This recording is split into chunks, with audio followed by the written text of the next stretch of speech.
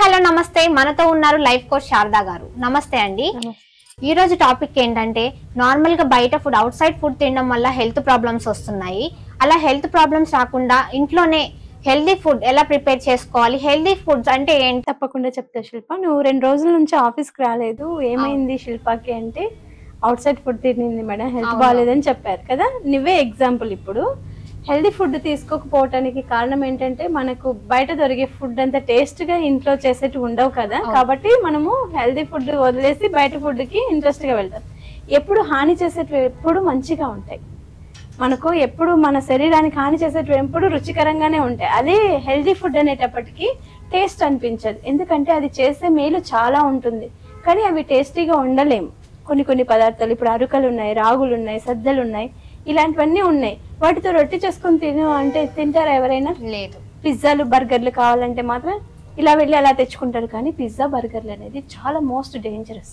తిన్నంతసేపు హాయిగా అనిపిస్తుంది, తినాలనిపిస్తుంది. నేను ఒక ఇంటర్వ్యూలో కూడా చూశాను, మన కీరవాణి సార్, ఆయన ఒబెసిటీతో అంత ప్రాబ్లం అవుతున్నా ఎందుకు సార్ అంటే, నేను ఒకప్పుడు చాలా సిస్టమేటిక్గా ఫుడ్ తీసుకునేదాన్ని.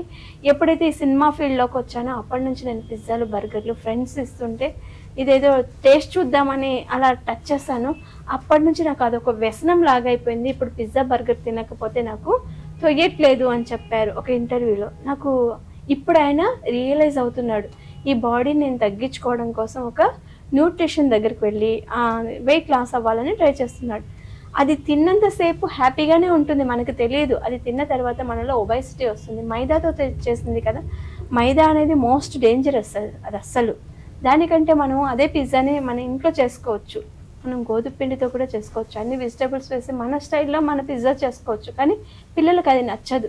కానీ పిల్లలకు నచ్చేలాగా మనం చెప్పాలి, ఇది తింటే మంచి, ఇది తింటే చెడు. పిజ్జాలు బర్గర్లు తినడం వల్ల మనకి ఫ్యాట్ కంటెంట్ అనేది డిపాజిట్ అవుతుంది, దానివల్ల మనకి ఒబెసిటీ ప్రాబ్లం అవుతుంది. ఇప్పుడు చిన్న పిల్లలు ఊబకాయానికి వచ్చేస్తున్నారు కదా, అలాంటి ప్రాబ్లం లేకోకుండా మంచిగా రాగి జావ తాగడము, రాగితో రొట్టె చేసుకోవడము, రొట్టె చేయడం రాని వాళ్ళు రాగి ముద్ద చేయడం. మనం పూర్వకాలం వాళ్ళు చూడండి, రాగి ముద్ద, రాగి రొట్టెలు, జావ, జొన్న సద్దికూడు అనేవాళ్ళు కదా. అప్పుడు సద్దులు దంచి దాంతో ఒక ముద్దలాగా చేసుకొని అది తిని కిలోమీటర్లు పంట పొలాలకి, మనకంటే నవేడేస్ కార్లు, బస్సులు, వెహికల్స్ అన్నీ అయిపోయాయి. కానీ అప్పుడు అందరూ నడుచుకుంటూ వెళ్ళేవాళ్ళు. వాళ్ళు ఎంత స్ట్రాంగ్గా ఉండేవాళ్ళు, వాళ్ళ లైఫ్ కూడా చాలా బాగుండేది. బతకడం కూడా వాళ్ళ లైఫ్ టైం అనేది ఒక 80 years, 90 years, 100 years బతికిన వాళ్ళు కూడా పెద్దవాళ్ళు ఉన్నారు. ఇప్పుడు మనకు ఆ లైఫ్ టైం ఉంటుందా? ఉండట్లేదు. ఎందుకు? మనందుకు మనమే తగ్గిస్తున్నాం. సగం పొల్యూషన్ ద్వారా మన లైఫ్ సగం అయిపోతుంది. ఈ పొల్యూషన్లో ఉన్నటువంటి లెడ్, పెట్రోల్లో ఉన్నటువంటి లెడ్ అంతా పీల్చుతున్నాము. ఈ పొల్యూషన్తో హెయిర్ ఫాల్ అయిపోతుంది, స్కిన్ అంతా డ్యామేజ్ అయిపోతుంది. అన్ని డ్యామేజ్లు మనకు పొల్యూషన్ ద్వారా జరుగుతుంది. దాని ద్వారా మనం ఫుడ్ ద్వారా కూడా పొల్యూషన్ చేసుకుంటున్నాం. పిల్లలకి మనము బిస్కెట్ తీసిచ్చేటప్పుడు ఒక షాప్ తీసుకెళ్ళినప్పుడు అక్కడ రాగి బిస్కెట్స్ కూడా అమ్ముతారు, వాటిని తీసుకోవాలి. 1 తీసుకో, 2 తీసుకో.